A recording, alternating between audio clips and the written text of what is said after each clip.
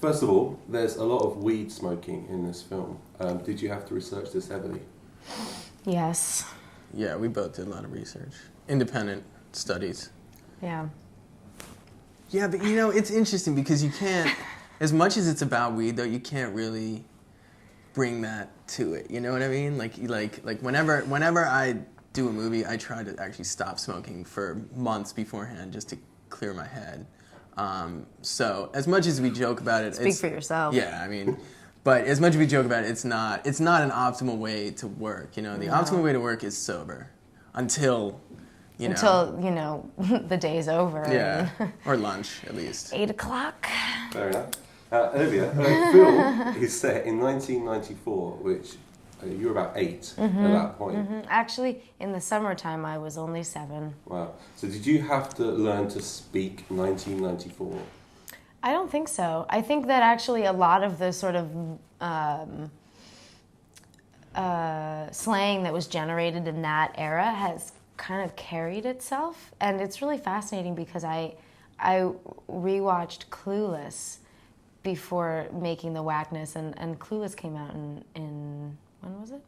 I think it was 94, maybe 95. I think it was 94 or 95. Yeah.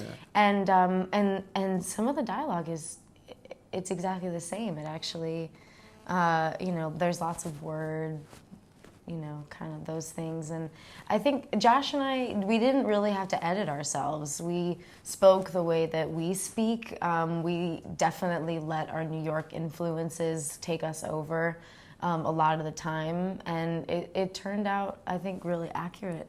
Did you have to pay much attention to period details? It's a bit weird talking about a film set 14 years ago. You know, it's like we threw a lot in. I think it's a lot about throwing things in every once in a while, and then also what you don't show. So like, if you don't show people on cell phones, or you don't show, it helps sell the period. I mean, we thought a lot about it, and we were always very rigid where we would put the camera to make sure in New York that you didn't see, say, the street signs that were changed, or Starbucks or whatever, and so, but it's we were very cognizant of it, but it's more about what you don't show, especially on our budget. It's what you don't show. Okay. Now, Ben Kingsley, one of our national treasures, yes, also starred in this film. Did he make you call him Sir Ben? He never said anything about it. I just did it.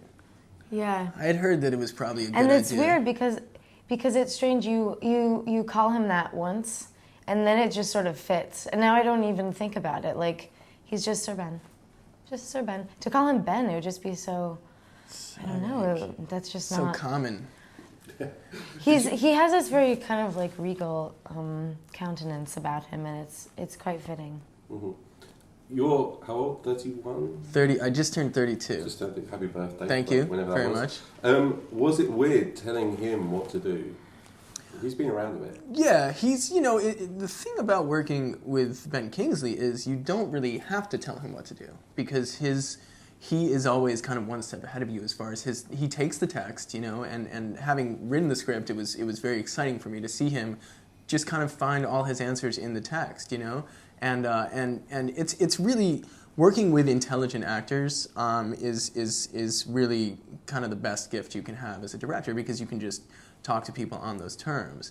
And with him, it was never like telling him what to do. It was always like exploring a different, scenario. And so I wasn't intimidated by it. I think that's one of the wonderful things about him is he enjoys kind of analyzing the text to such an extent that when you're talking to him about it and asking him perhaps to do an adjustment or make a change, that it's really something that excites him too. So it never felt like kind of I was the taskmaster or anything like that. It was just a collaboration. I think that's the best thing about the filmmaking process is you're both seeking the same goal. You're both on the same page, and it's never about kind of like being the boss.